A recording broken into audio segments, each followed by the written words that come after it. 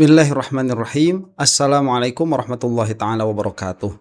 Alhamdulillahirabbil alamin wa sallallahu ala sayyidina Muhammadin wa ala alihi wa sahbihi wasallam. Amma ba'du. Pak Yusuf Kalla itu marahnya dua kali ya. Yang pertama saat beliau itu disebut sebagai bohir di belakang permasalahan ijazah palsu, yang mana dia itu sampai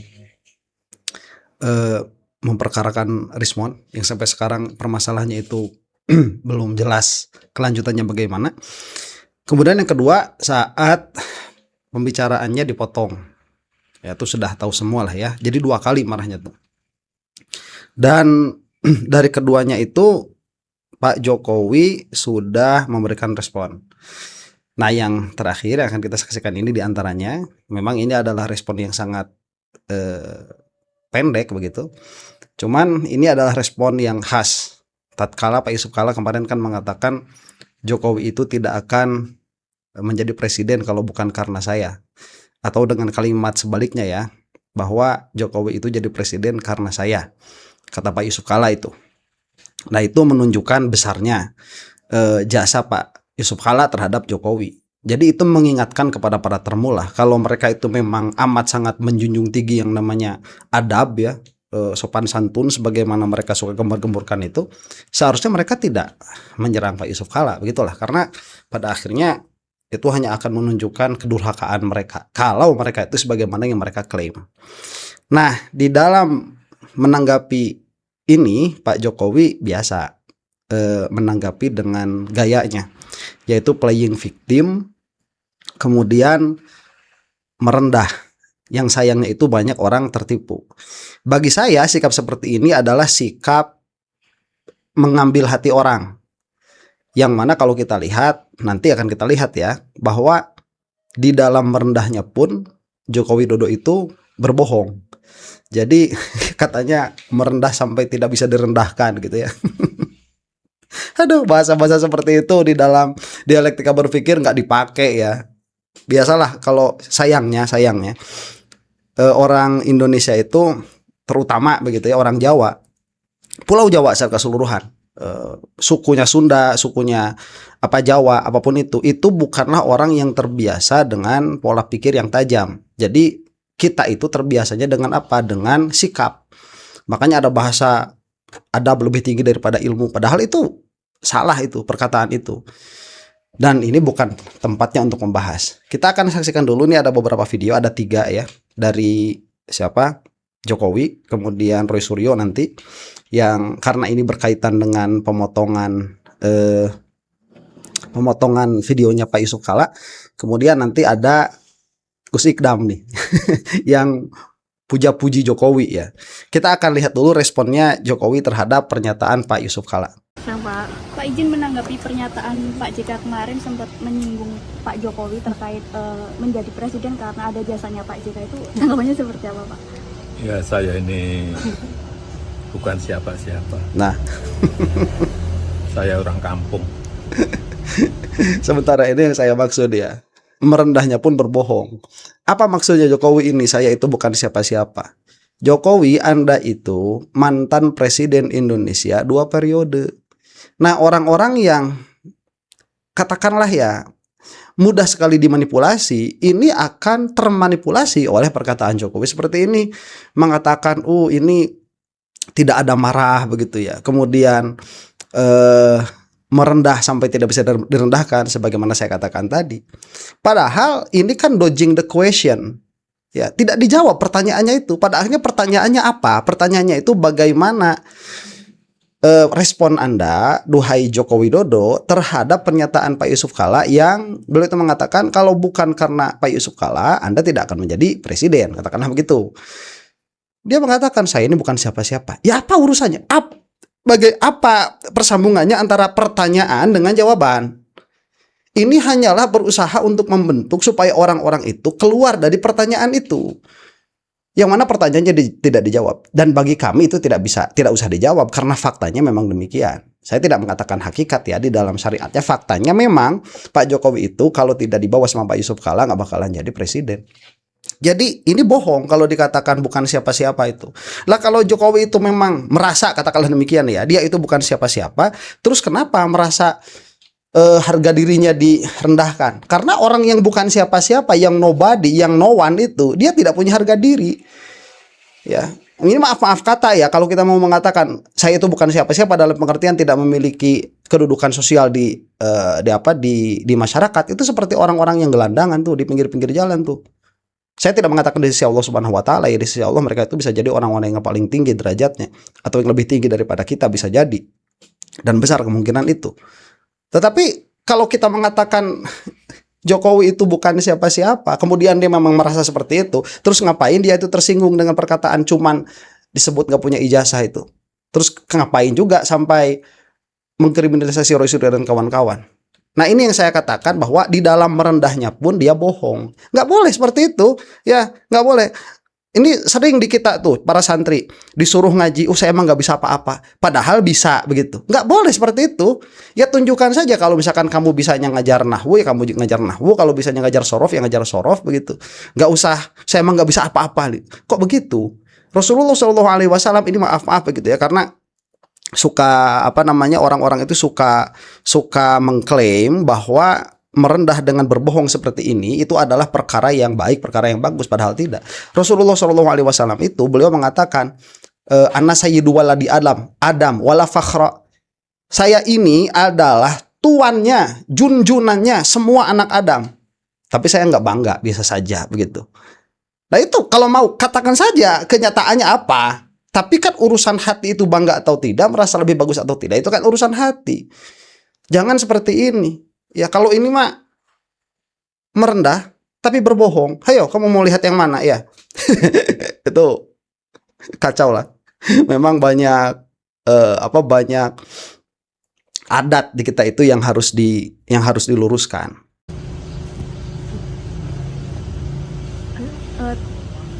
Tadi gimana Pak? Ini kan kemarin Pak Jika juga sempat menyinggung kalau misalnya Bapak menjadi presiden bisa rusak negara ini gitu. Yang menilai bukan saya. Nah, baik, ini bagus ya. Kalau ini saya harus akui jawaban bagus.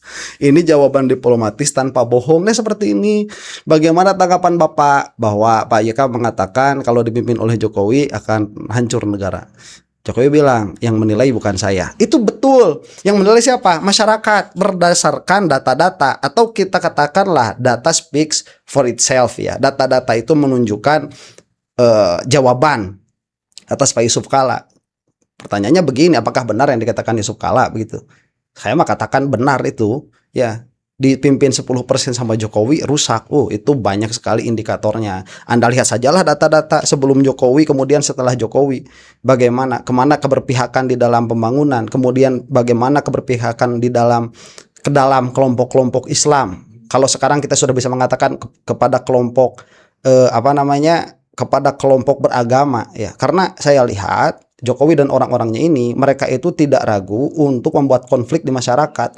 Bagi orang-orang yang beragama itu sudah nggak ragu, bisa dilihat dalam keadaannya sekarang tuh yang membenturkan Pak Yusuf Kalla dengan orang-orang Kristen, yang mana pada akhirnya akan berpotensi adanya konflik antara Muslim dengan Kristen lebih luas lagi, lebih lebar lagi, potensi saya katakan ya. Mudah-mudahan tidak sampai terjadi. Cuman ini jawaban bagus kalau yang ini ya. Itu bukan saya yang menilai. Betul. Kalau kita mau lihat data itu speak for itself lah ya. Bagaimana kehancuran yang dibawa oleh Joko Widodo, terutama sistem demokrasinya. Kita lanjutkan dulu nih. Pak, kemarin Polda Metro telah mengeluarkan SP3 ke Pak Rismon bahwa sudah ada restorasi justice, ini tanggapannya seperti apa? Ya itu kewenangan dari Polda Metro Jaya, kewenangan dari penyidik. Waktu Egy gak kayak gitu, Jokowi Egy datang ke kamu langsung besoknya dapat SP3. Ini juga kerusakan ya. Hukum tidak berlaku secara fair. Kalau sudah diberikan artinya semuanya sudah clear, selesai. Ada peluang untuk yang kedua Pak, yang untuk Roy Suryo sama Dr. Tika mungkin?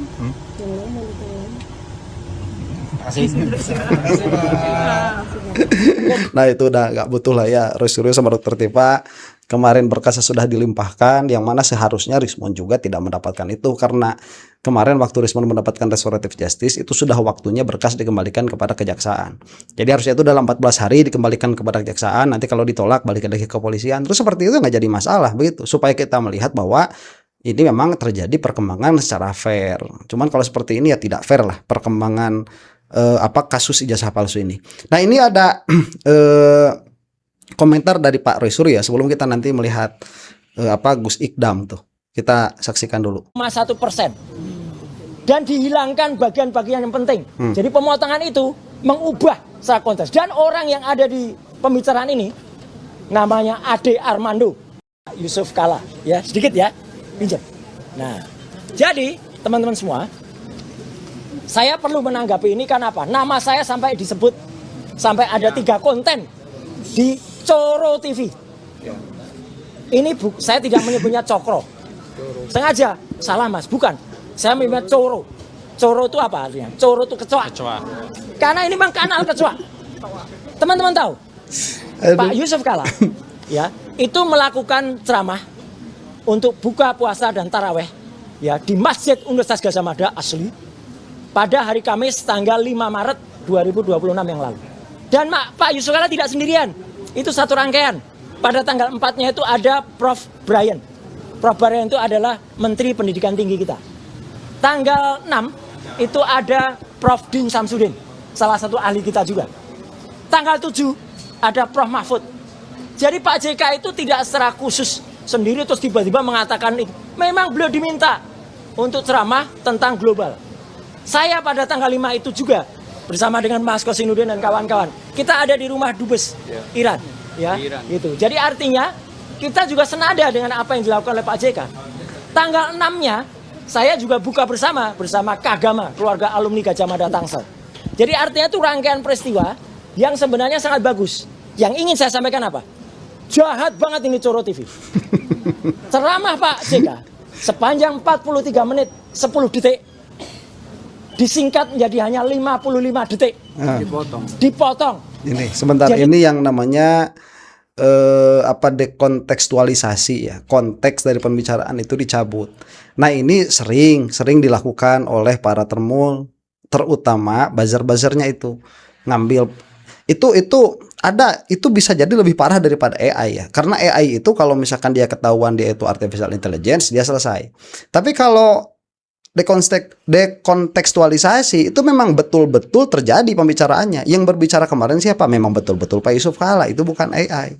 Tetapi tatkala itu diberikan memberi sangkaan, apalagi di framing begitu ya, setelah dicopot dari konteksnya, kemudian diberikan konteks yang lain. Wah, itu daya rusaknya seperti saat ini, seperti yang dilakukan oleh Cokro TV ya. Kalau kata Roy Suryo, Coro TV itu kepada Pak Yusuf Kala. Jadi kalau Pak Yusuf Kala sampai marah ya, saya kira wajar. Ini sudah terlalu brutal cara seperti ini dilakukan oleh para termul itu. Yang mana ya, saya emang nggak bisa ngapa-ngapain begitu ya. Cuman ini mana nih, siapa tuh ya yang bisa menyelesaikan permasalahan ini? Harusnya kan kepolisian lewat kepolisian cybernya itu. Karena ini sudah pidana. Ya entahlah ya, ini pidananya itu deliknya delik aduan atau delik murni. Cuman kalau misalkan ada upaya terendus oleh kepolisian, ini ada upaya untuk membenturkan dua kelompok besar masyarakat, ini harus diselidik sedari awal, saya kira ya. Cuman ya kita tahulah polisi, terutama Polda Metro ada di mana posisinya. Itu hanya sekitar 2,1% dan dihilangkan bagian-bagian yang penting. Jadi pemotongan itu mengubah secara konteks. Dan orang yang ada di pembicaraan ini namanya Ade Armando, kemudian satu lagi namanya Cindy Florentin, dan satu lagi namanya Agnes siapa gitu. Itu benar-benar melakukan framing jahat, mengubah konteks pembicaraan, sehingga mohon maaf untuk sahabat-sahabatku, teman-teman Kristiani, banyak pendeta yang salah kemudian mengartikan gara-gara tampilan dari Coro TV ini. Nah itu memang ada pendeta yang betul, yang akhirnya melakukan koreksi dan minta maaf kepada Pak JK. Tapi kebanyakan itu salah menerima gara-gara tayangan Coro TV. Tolong lihat yang jelas dari ucapan Pak JK yang sekitar 43 menit 10 detik itu. Dan bahkan Dengan jahatnya, kemudian Coro TV menulis, baru ini tayang tadi malam, adakah hubungan khusus antara Yusuf Kalla dan Roy Suryo melawan Jokowi dan Prabowo? Jadi ini udah tuduhan ini, ya jahat banget nih mereka, fitnah ini. Ya sebentar. Ini fitnah. Kalau bagi saya permasalahan seperti ini, sekali lagi saya tidak mengatakan ini secara syariat, secara dialektika politik sah-sah saja apa yang dilakukan oleh Ade Armando. Bukan pada pemotongan video Yusuf Kalla ya, tetapi pada analisa apakah ada hubungan antara siapa Yusuf Kalla di dalam menyerang Prabowo atau siapa tadi itu Jokowi begitu. Nah itu bagian yang itu ya, bukan bagian yang si Ade Armando itu memotong video. Tapi bagian ini sah-sah saja di dalam dialektika berpolitik. Karena itu memang analisa politik. Nah makanya hal-hal seperti ini dari awal, sebagaimana yang dikatakan oleh Roy Suryo, juga Dr. Tifa, juga Rismon waktu dia masih waras, itu tidak bisa dipidana, tidak bisa dikriminalisasi begitu. Ini negara demokrasi. Itu kan nanti tinggal kalau misalkan si Ade Armando itu mengeluarkan analisa bahwa di belakangnya ini Yusuf Kalla ada ada kepentingan di dalam menyerang Jokowi atau Prabowo, kan tinggal dikeluarkan saja analisanya, kemudian nanti analisanya ini kan bisa dibantah begitu.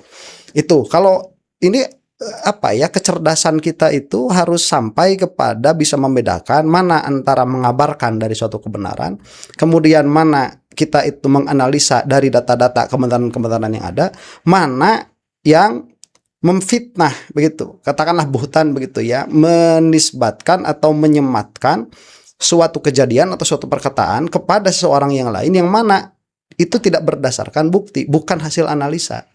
Ini yang harus dilihat. Makanya yang dilakukan oleh si Ade Armando terhadap Yusuf Kalla itu adalah tuduhan keji begitu. Karena ini ada video 43 menit, kemudian diambil perkataan, dikeluarkan dari konteksnya, kemudian diberi konteks yang lain untuk menjadikan orang-orang marah. Dan itu berhasil ya sampai video ini dibuat begitu. Nah itu kan sudah upaya untuk upaya untuk merusak hubungan orang-orang yang sedang damai ini begitu. Kalau misalkan Ade Armando punya analisa bahwa Pak Yusuf Kalla itu begini dan begitu ya, itu yang dilihatnya Pak Yusuf Kallanya. Saya belum melihat videonya memang, tapi secara umum biasanya itu adalah analisa politik saja. Ya, lebih kejam dari Vietnam. Iya, fitnah. Ya. Kemudian nih, wajar Roy Suryo puji Yusuf Kalla. Ada yang bilang dia bohirnya. Jahat banget. Maka Pak Abdul satunya ya, Pak Abdul Haji ya, melaporkan. Ya, silakan kalau mau diproses ini si Coro TV ini. Ya, karena ini jahat betul. Kata-kata di dalamnya sangat-sangat jahat ya. Karena ini sudah menuduh yang luar biasa. Kemudian masih ada ini gara-gara Jokowi jadi nggak enak ya, ruang publik kita itu dikit-dikit laporin. Ini dari kedua belah pihak ya. Cuman yang paling bertanggung jawab atas permasalahan yang ruang publik kita menjadi menjijikan seperti ini siapa? Jokowi yang paling bertanggung jawab itu. Tayangannya. Jadi bemper JK ya. Roy nyerang membabi buta. Siapa yang membabi buta? Itu orang yang jadi babi itu yang sudah tertranslasikan itu ya, gitu. Pertanda Roy orangnya JK. Ini jahat sekali. Kami tidak ada hubungan apapun dengan Pak JK, tapi memang kami mengapresiasi. Karena Pak JK itu orang yang sangat negarawan. Ya. Mengingatkan Jokowi untuk segera tunjukkan ijazahnya. Nah, baik, coba ini bagus ya yang seperti ini nih. Jadi ada Tremul mengatakan Roy Suryo itu jadi bempernya jadi bempernya Yusuf Kalla, kan itu membuktikan bahwa Yusuf Kalla itu jadi bohirnya Roy Suryo. Nah ini lucu ya, kalau seperti itu berarti bohir semua Tremul pun Jokowi kalau pola pikirnya seperti itu. Makanya si Tremul itu mereka suka mengambil suatu kesimpulan dari pola pikir yang tidak konsisten.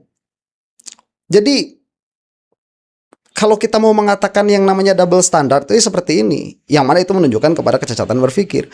Banyak juga orang yang mengatakan bahwa saya ini anak buahnya Roy Suryo. Saya ini belum pernah ketemu.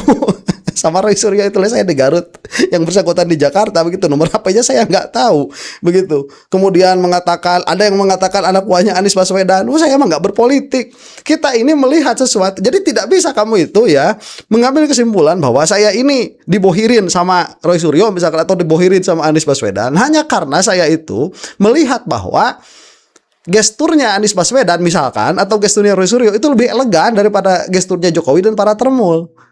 Ya gimana sih kalau misalkan seperti itu langsung dianggap di belakangnya ada bohir. Inilah yang, tapi mereka sendiri tidak mau disebut di belakang mereka itu bohirnya Jokowi. Kan ini kerusakan begitu di dalam berpikir. Itu yang paling penting. Jadi artinya tidak ada apapun hubungan antara kami dengan Pak JK. Dan Ade Armando tadi, kalau teman-teman pengen lihat ya, itu adalah nama yang ada di balik WA palsu yang mengatasnamakan Dr. Tifa. Ini kata-kata di get contact. Ya, jangan salahkan saya ya, karena ini ada di get contact. Nama Ade Armando ada di situ. Jadi Ade Armando ini juga udah parah ini ya. Gitu. Maka saya tidak sudah offset. Maka jangan sampai dia terjadi sesuatu seperti di depan DPR ini. Ya. Nah ini nyaris meninggoy. Ade Armando. Sebentar. Ini ada di. Janganlah ya, kalau saya tidak mendukung gestur-gestur seperti itu, nggak suka kekerasan, janganlah. Itu menunjukkan kita tidak mampu berpikir kalau memakai kekerasan itu. Ya, nggak ada cara lain ya, jangan, jangan. Sosmed loh ya, bukan saya yang bikin, ada nih. Jadi artinya hal kayak gini terjadi dan kita tetap melawan yang namanya hoax, yang namanya kabar bohong. Jadi sekali lagi saya tetap mengatakan ya, kita bersama-sama berjuang. Saya, Bu Kurnia Triroyani, kemudian Pak Rizal Fadila, Pak Rustam Effendi, dan Dr. Tifa di ujung sana. Kita tetap mempertahankan dan kita tetap berjuang untuk membuktikan ijazah Jokowi itu 99,9% palsu dan tidak perlu menanggapi zombie yang otaknya sudah ditranslasi dan dirotasikan. Sekian, terima kasih. Assalamualaikum warahmatullahi wabarakatuh. Jadi semua otaknya sudah dirotasi. Dirotasinya berapa derajat itu ya? Kalau 180 derajat kan kasihan tuh. Jungkir balik. Terima kasih semuanya kawan-kawan. Nah sebentar, ini Gus Ikdam ya. Saya sudah menyimpan video ini agak lama, mungkin sekitar 3 minggu kalau tidak salah begitu ya, atau mungkin hampir 1 bulan. Saat Gus Ikdam itu balik dari kantornya Jokowi kan, setelah itu puja-puji tinggi lah, dipuja-puji tinggi lah Joko Widodo ini oleh Gus Ikdam. Dan saya sudah memberikan kritik saya kemarin bahwa kalau orang begitu ya terkenal sebagai seorang pemimpin agama datang ke datang ke penguasa itu tanpa kepentingan, apalagi tanpa diundang, tiba-tiba datang begitu ya, itu buruk, itu jelek. Kalau para ulama kita dulu biasanya itu menghindari. Apalagi ini ya sudah tahu sosoknya itu katakanlah kontroversial begitu ya, bermasalah, banyak masalah dengan para kiai, banyak masalah dengan para ustadz. Dulu sempat ramai kriminalisasi sampai banyak ustadz yang diserang waktu sholat, itu zamannya Jokowi itu. Ya, jangan lupa kita itu. Kemudian dipuja-puji seperti ini. Oke lah, dalam pengertian bahwa memuja-muji itu ya urusan yang bersangkutan, betul. Tetapi ini kalau misalkan dibawa-bawa kepada sabar, kepada ikhlas gitu, sebagaimana akan kita saksikan, bagi saya ini bermasalah dan perlu untuk dijawab begitu ya. Karena faktanya baru saja tadi kita lihat di awal, Jokowi itu pembohong. Di dalam merendahnya pun yang bersangkutan ini berbohong. Nah, di dalam cosplay ya, Jokowi itu cosplay sebagai orang yang ikhlas, cosplay sebagai orang yang soleh, padahal sholatnya aja nggak bisa. Saya sudah membuat video tentang itu. Banyak orang tertipu. Lah kalau yang tertipunya ini orang kayak Gus Ikdam, nanti yang tertipunya juga siapa? Yang ngikutin yang bersangkutan ini. Ya, kita saksikan dulu nih. Mboten masalah. Komar dilokne wong ini. Tapi aku gumun. Beliau Pak Jokowi itu salah satu inspirasi saya. Bukan masalah politik, bukan masalah apa, keikhlasan. Luar biasa Pak. Tamu nih kayak aku, wakeh. Sebentar ya, keikhlasan itu urusan kolbu, ya itu tidak bisa. Dalam hal keikhlasan itu inspirasi saya. Nah kamu tahu dari mana Jokowi itu ikhlas? Dia itu politisi, ya Ikdam. Politisi dia tuh. Tapi nek ulo kan saiki wis nggak kuat, tak tinggal turu. Sing ngantri iki atusan, lumrahe pantese dipinarakne ngoten niku. Sing ngantri niku enek wong atusan, ya Allah, foto kabeh. Kok kuat? Loh, tenanan aku takok karo Pak Haji iki. Iki ya aku niatku cerita, engko netizen kowe ora usah ngujat, kowe uduk grupku noe. Loh, kowe uduk grupku ora usah ngujat, wis ora usah komentar. Iki majelisku dhewe kok. Coba Sing sebentar. ngomong melok rene. Coba lihat ya, apakah akan ada orang yang merasa dirinya bukan siapa-siapa itu open house setiap hari?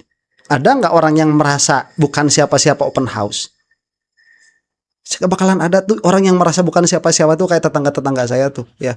Nggak ada open house itu, siang ya tutup, malam ya jalan-jalan begitu. Kalau nggak ada kerjaan, siang pergi ngantor.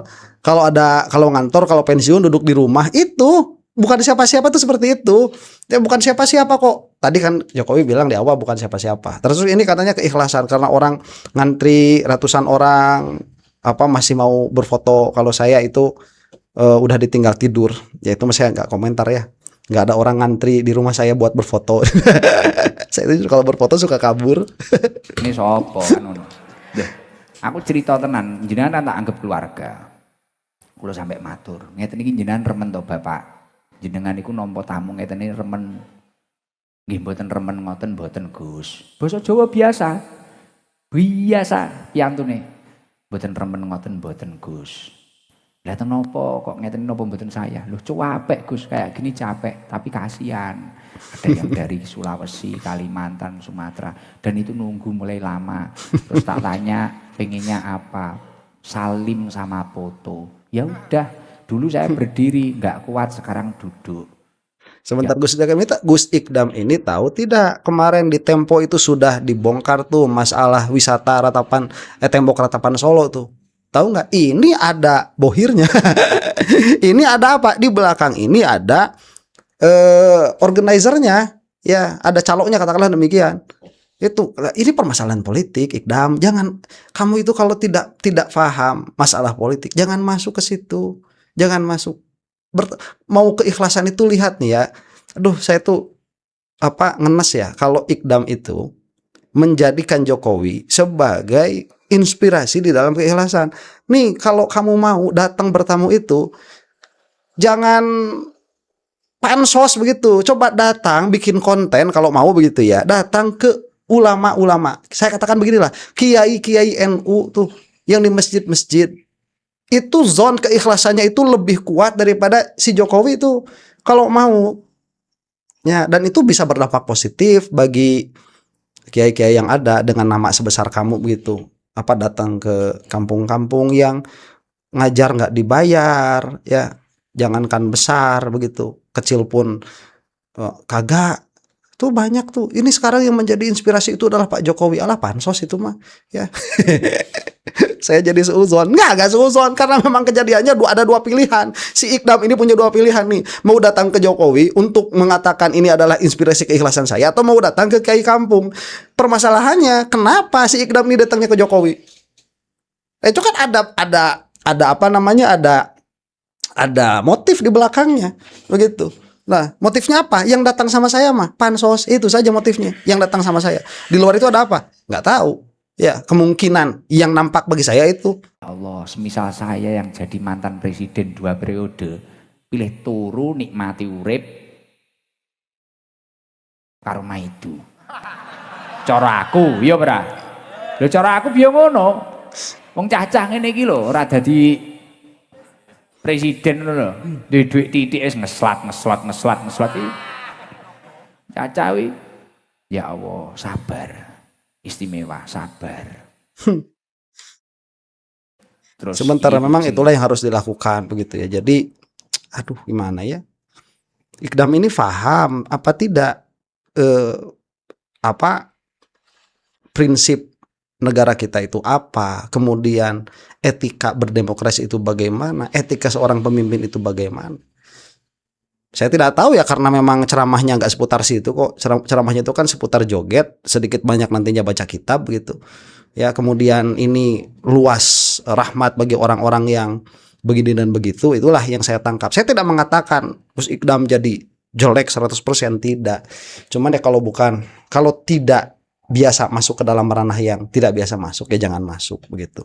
Demikian dulu ya, mudah-mudahan kita semua ada dalam maghfirah Allah Subhanahu wa taala. Wallahu taala a'lam bishawab. Assalamualaikum warahmatullahi taala wabarakatuh.